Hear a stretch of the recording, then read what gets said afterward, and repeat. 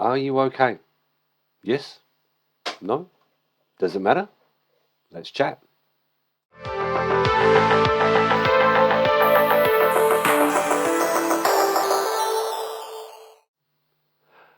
Are you okay?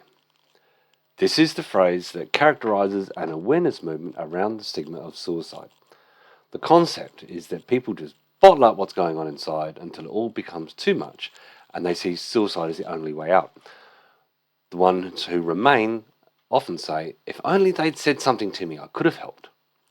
To address this, someone had the brainchild of promoting the idea of asking if you were okay and then genuinely listening to the answer.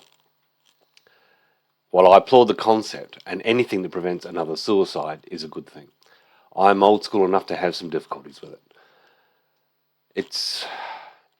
My family has had first-hand experience with suicide and the mess it leaves behind. It's a simple statement of history to say that the suicide of my brother Mark shattered my family, and most of the stereotypes around that event played in and around our family at the time, and for a long time after.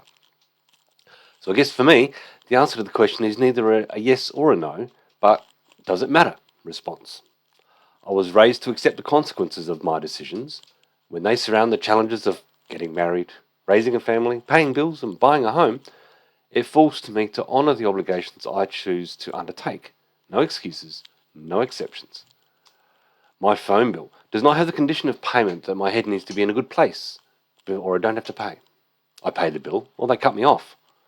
My power bill does not have a clause to say that I only have to pay if I'm in a good mood, or they cut off my power and I sit in the dark. My bank does not care about my emotional health with respect to my mortgage. I pay, or they take my house.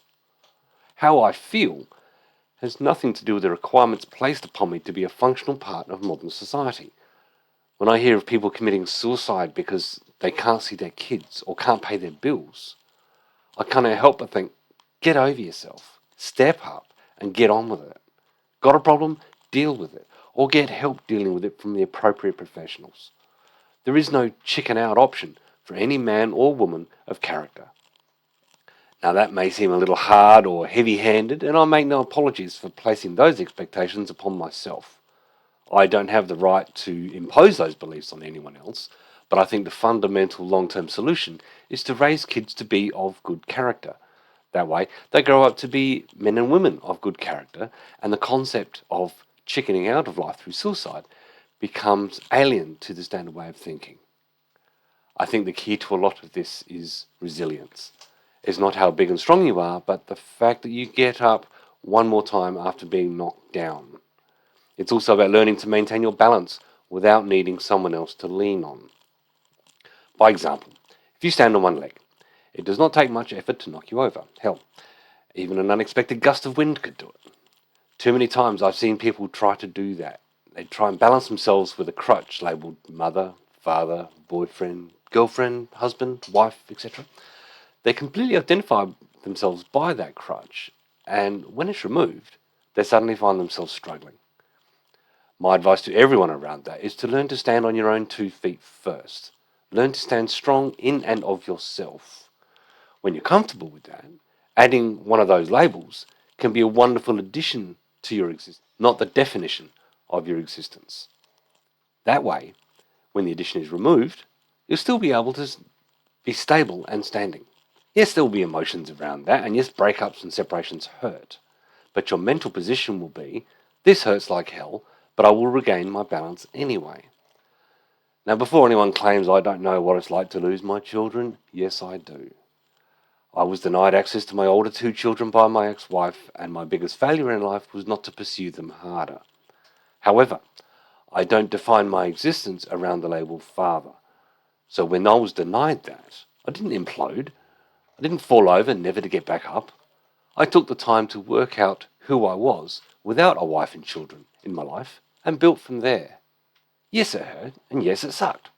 But at no time did I ever think about tapping out. I am no stranger to death, divorce, overwork, no work, bills, child support, rising costs of living, rising interest rates, and all of that. However, as a wise man once taught me, I will never ask for a lighter load, only a stronger back. As I said before, these are the expectations I place upon myself, and I have no right to impose them on anyone else. However, if you are genuinely struggling with what is going on in your head, seek help, even if it's just to talk. Real mates will ask. Real mates will listen. Real mates will not judge. Real mates will be there. Be the real mate someone needs right now. Here in Australia, we have a number of services available like Lifeline and Beyond Blue, and I'll put links to them in the description below. Talk.